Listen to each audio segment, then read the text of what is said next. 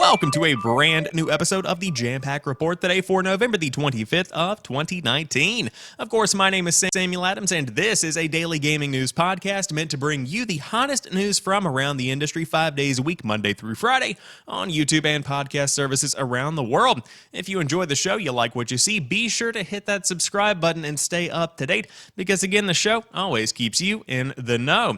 Now, a bit of a announcement, a PSA, if you will. This week, the show might be a little bit different when it comes to the schedule. It's not because I don't want to do 5 days of shows. It's that, quite frankly, a lot of people are off work for the Thanksgiving holiday, and so there isn't much news breaking. And that's kind of how it tends to go over the course of the holiday season.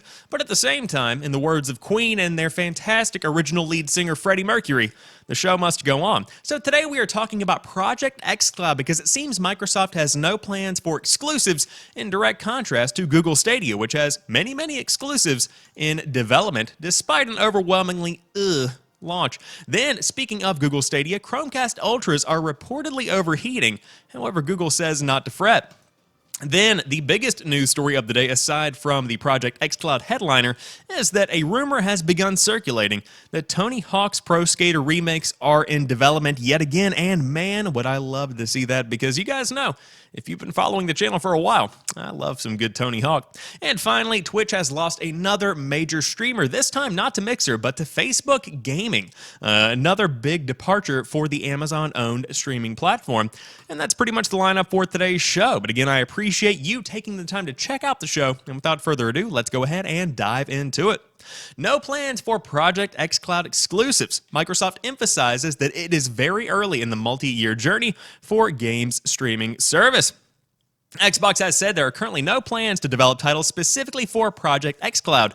A company spokesperson told Game Sutra that plans for the service are focusing on streaming games from its consoles rather than building ones that are entirely dependent on the cloud.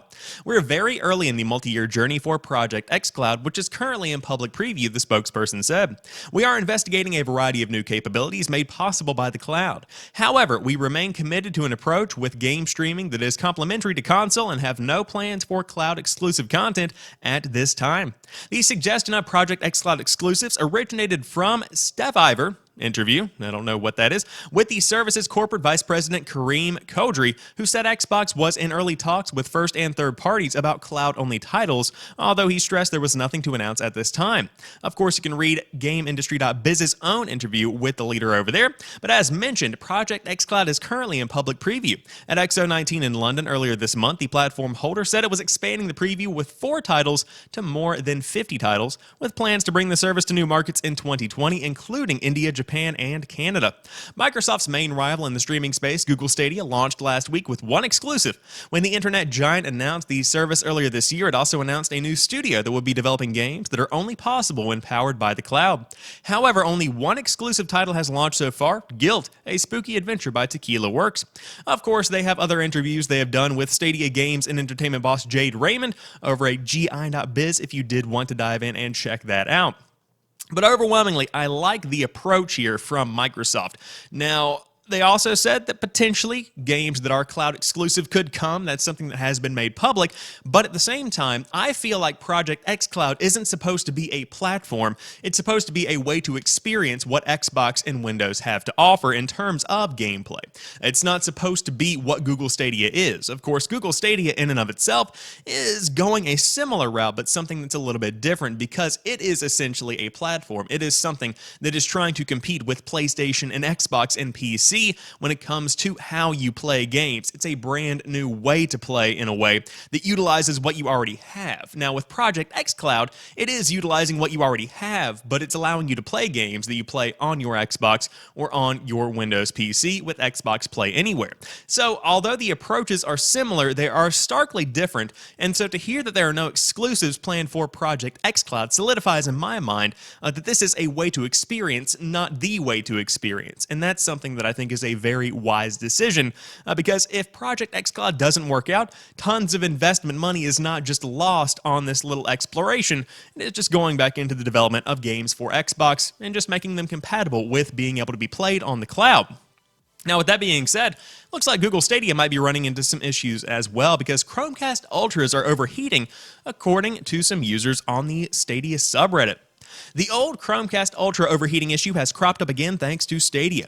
A number of users on the Stadia subreddit have been sharing stories about their Chromecast Ultra devices getting very hot to the touch.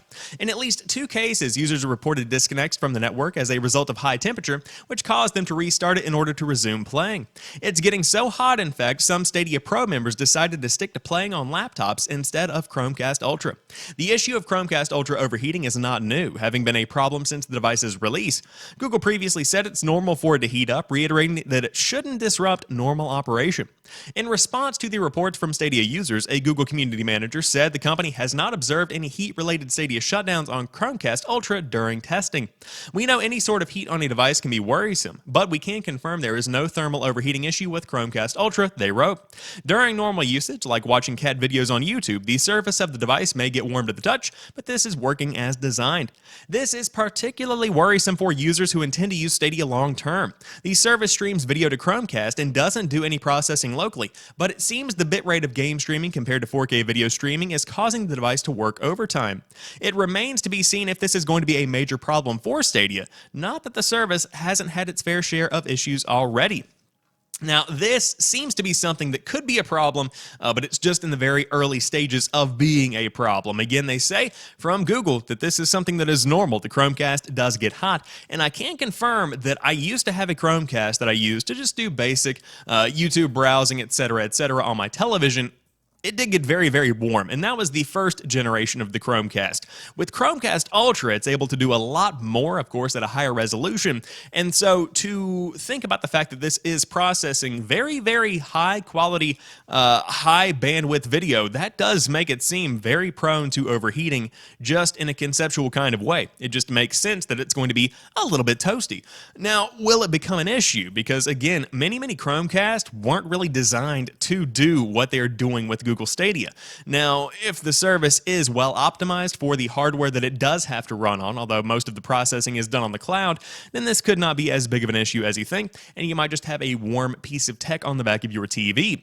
But again, what happens when people try to use regular Chromecast instead of those that are bundled in with the Google Stadia itself? How exactly is that all going to iron out?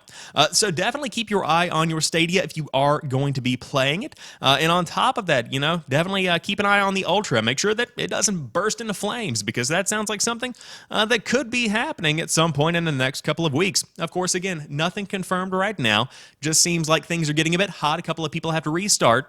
But hey, you never know. There could be a couple of tech issues. People aren't perfect, even Google developers. However, you know what would be perfect? Brand new Tony Hawk Pro Skater games, and in fact, I would be down for a couple of remakes as well. But Activision is working on Tony Hawk's Pro Skater remakes according to this gnarly new rumor.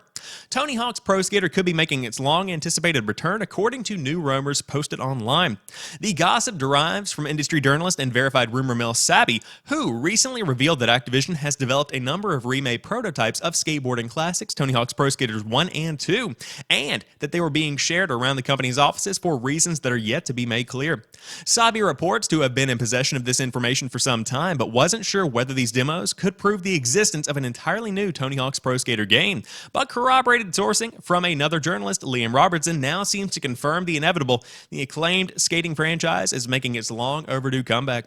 Given that Tony Hawk himself parted ways with Activision 2 years ago following the release of the abysmal Tony Hawk's Pro Skater 5, it's unclear whether the celebrity is back and involved in the creative process of updating THPS for the modern era, but we wouldn't be surprised if he was.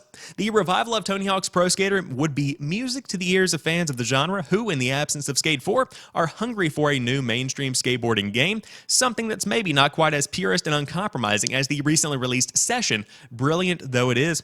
We'll let you know if we hear anything more about these leaks they say at Games Radar, but unfortunately, that's where the story ends today. Now, I do want to say that I think that they might have missed the mark on this little paragraph right here, because Tony Hawk's Pro Skater fans and fans of Skate 4, these are two very, very different groups of people. Now, they do have the little middle part of the Venn diagram where you do have people that just love skateboarding. But Skate 4 is more of a sim. Tony Hawk's Pro Skater is a very much so arcade-style experience. So to say these are kind of similar in a way, no. One can't fill the void that the other leaves, although both are phenomenal. Now, with that being taken into consideration, Session, an interesting game, leaning more towards the skate side of things. Now that that's been taken care of. I would love to see this. Of course, I grew up on Tony Hawk's Pro Skater, as I'm sure many of you did. But the big question here is, why remake something that's already been remade? We had the HD re-releases of the first few, or no, excuse me. We had Tony Hawk's Pro Skater HD, which combined a lot of the best when it comes to the tracks or the courses that you could actually use. So not really anything remake-wise has been made when it comes to Tony Hawk's Pro Skaters 1 and 2. So if you did want to go ahead and remake everything from the ground up, I suppose, for both individual games, it's not something that's really been done before, although I think that marketing could be a little bit muddled considering we have already had the HD re-releases on the PC, PS3, and Xbox 360. Of course, not great, but still pretty fun. I got every trophy / achievement you could possibly get in those. But very excited to hear that Tony Hawk's Pro Skater might not be dead. I will say I'm a little bit hesitant of this because of the fact that Tony himself was very, very upset about what happened with, of course, Tony Hawk's Pro Skater 5. He was verbally, visibly irritated with how everything turned out, and that's when he parted ways 2 years ago after the release of Tony Hawk's Pro Skater 5. So, will we be getting a brand new Tony Hawk's Pro Skater game or a couple of remakes? I suppose we will have to wait and see, but I would definitely keep your ear to the ground for E3 2020, which is when you could be seeing some news about that. But finally, to round out today's show, Twitch has lost yet another streamer, this time to Facebook. Disguised Toast saw more potential in switching services. Yet another high-profile Twitch streamer is jumping ship, but this time it's to an unusual destination. Jeremy Disguised Toast Wang, best known for streaming Apex Legends, Hearthstone, and League of Legends, is leaving the service in favor of Facebook. While his pre-recorded clips will still be available on YouTube and other platforms, his live shows will be exclusive to the social network. The broadcaster told CNN Business that he'd received offers from every major streaming platform, but chose Facebook because it had the most explosive potential. An undisclosed amount of money did change hands, but this suggested the initial payout was not the only factor. While Disguised Toast isn't as big as recent Twitch departures like Ninja or Shroud, he still has about 1.3 million followers before the migration and was one of top 40 streamers in 2019 based on viewing hours. He is still a significant loss for Twitch, though, with a potential coup for Facebook at a time when major streamers have been leaving for Microsoft's Mixer or YouTube. And while Facebook's live game streaming is not as dominant as Twitch, Stream Elements chief Doran Neer noted the social site doesn't have to rival Twitch to be successful. Much like streaming TV services, it's possible for there to be multiple thriving businesses, and Facebook has been growing, especially in Asia and Latin America, even when rivals have faced grim months. It might only need enough top-tier streamers to foster a reasonably large audience, and any success beyond that may be a bonus. And so Disguised Toast is moving from Twitch to Facebook, and I've said this before and I'll say it again. Facebook is something that is very, very unique in that a lot of people that use Facebook don't go outside of the service. Essentially, instead of going to Craigslist, they go to Marketplace. Instead of going to any other news site, they go to the news tab. Instead of using text message or any kind of instant messaging service like Discord, they'll just use Messenger. It's that kind of encapsulation. It's that kind of community in which you find many people that might not have ever even logged on to Twitch or visited twitch.tv. And so to be able to get into that space and tap into this untapped audience is something that a lot of people are beginning to take advantage of, and a lot of smaller streamers are jumping into that mix. Now with Disguised Toast, of course, he got bought out, which is perfectly fine. I understand. It's guaranteed money as compared to throwing yourself into the abyss of, depending on other people to support your hobbies and your lifestyle. But I will say a very big loss for Twitch considering just how good of a streamer he was. Again, somebody in the top 40. But Facebook is definitely on the rise. Although I will say I'm not exactly sure how legitimate that is because a lot of people have to call back to the fact that Facebook has been fabricating viewership numbers in the past. And so is that happening with what we are seeing on the trends as reported by a lot of these stream elements, stream guide websites? What is going to be happening when it comes to the legitimate viewership of Facebook? Are tons and tons of people watching, or is it all being made up? That is a question that I have on my mind without a doubt.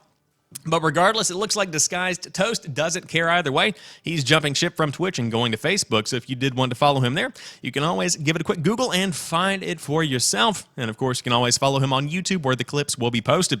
But with that being said, that rounds out today's episode of the Jampack Report. I hope you enjoyed today's show, and if you did, drop me a like down below. Of course, the podcast is hosted 5 days a week, Monday through Friday, but stay tuned on twitter.com/prettychillguy to stay up to date with the hottest news that I want to retweet, and on top of that, about the show itself. But until tomorrow, you guys have a phenomenal rest of your day. I will talk to you soon, and peace.